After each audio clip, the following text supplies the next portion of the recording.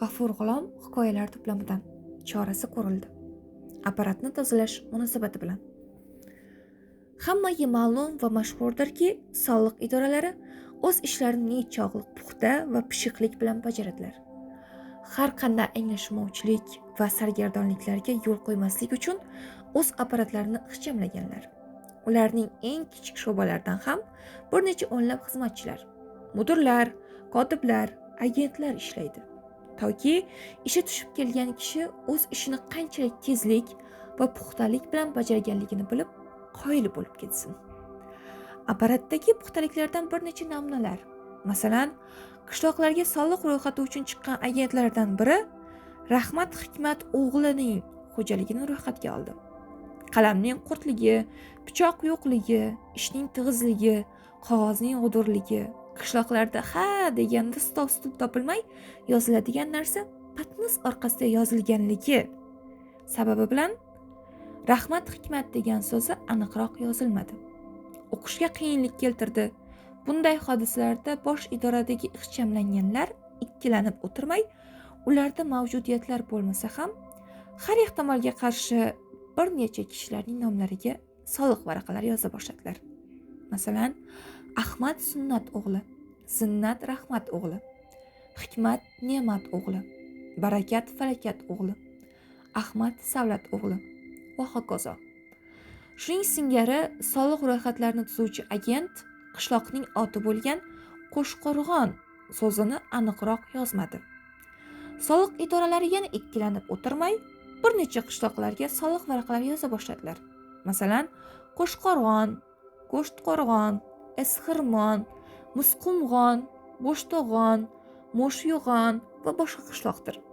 Bu tajriba g'oyat ma'qul bo'lgani kabi soliqlarning biridan bo'lmasa, biridan unishiga imkoniyat tug'diradi. Bekobod qishlog'iga chiqqan soliq ro'yxatchilaridan biri Mushtumzo'r Ibay Zafarovga individual soliq solinmoqni lozim deb topib, ro'yxatga oldi.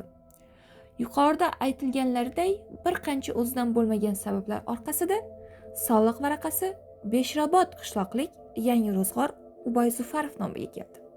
Albatta, Ubay qarab o'tiradimi? Qishloq bataraklaridan bir nechalarini guvoh qilib, o'zining yakka ro'zg'or ekanini, xo'jaligi yakka holda soliq to'lash qobiliyatiga ega bo'lmaganini, soliq varaqasi uning nomiga yanglish yozilganini birma-bir bayon qilib, ariza yozdirib tuman ijro hukumiga topshirdi. Zamonlar o'tdi. Soliq undiruvchilar tiqilishdan to'xtamadilar. Ubay so'nggi gal tuman ijro hukumiga borganda, arizangizni tekshirib, chorasini ko'rish uchun Beshrobod qishloq chorasiga yubordik, deb javob qaytardilar. Ubay chora ko'rilishini kutib, yana bir necha zamon sabr qildi. Beshrobod qishloq chorasiga Ubayning arizasi ustiga qizil siyoh bilan chorasi ko'rilsin degan rezolyutsiya qo'yilgan holda havola qilingan edi. Beshrobod qishloq chorasida ham ish halqumidan arizaning hammasini o'qib chiqishga vaqt yo'q. Binobarin faqat rezolyutsiyaga o'qildi va tuman ijro hukumidan bo'lgan buyruqqa asosan ish ko'rishga majbur bo'ldilar. Qishloq sho'rosi o'z yoniga 2 nafar yigitni militsiya o'rnida olib, tikka Ubayning qo'rg'oniga bosib bordilar va hech narsa yo'q, qo'rg'onga kirib tintuv boshladilar. Ubay voqeadan xabarsiz. Biror gunoh qilgan bo'lsam kerak, deb hayron edi. Tintuvchilarning qo'liga hech qanday chora ko'rilmagan edi shekilli, qaytib ketdilar va tuman sho'rosidan kelgan arizaning ustiga zangor siyoh bilan ijro qilindi va hech qanday chora yo'qligi aniqlandi. Axborotingiz uchun, deb rezolyutsiya qo'ydilar. Ariza tuman sho'rosiga qaytib bordi va ishga tiqildi.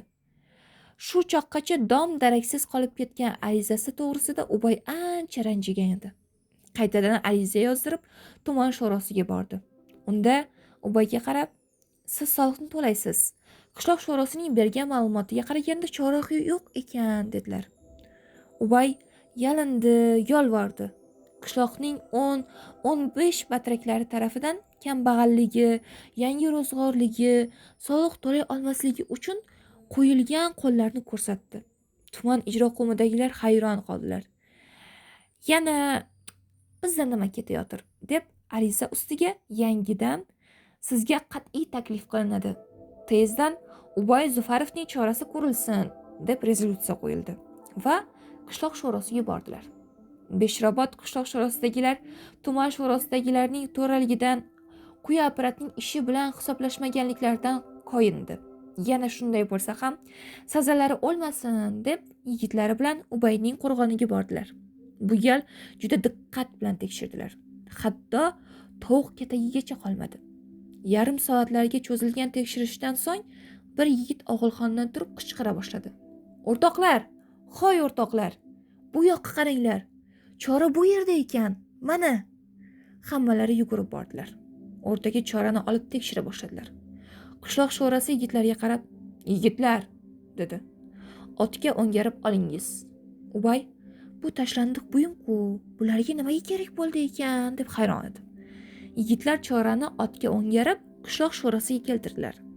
Yana qayta boshdan tekshirdilar va tuman ijro qo'midan kelgan qog'ozning ustiga ijro qilindi. Ubay Zufarovning chorasi ko'rildi. Chora ayta turgan yaxshi choralardan emas. 1 put, 1,5 put oqshoq elta turgan kunjaradan bo'lgan eski chora ekan. Axborotingiz uchun bizda saqlanadi deb rezolyutsiya qo'ydilar va tuman sho'rosiga yubordilar. Tasodif ko'p yomon narsa.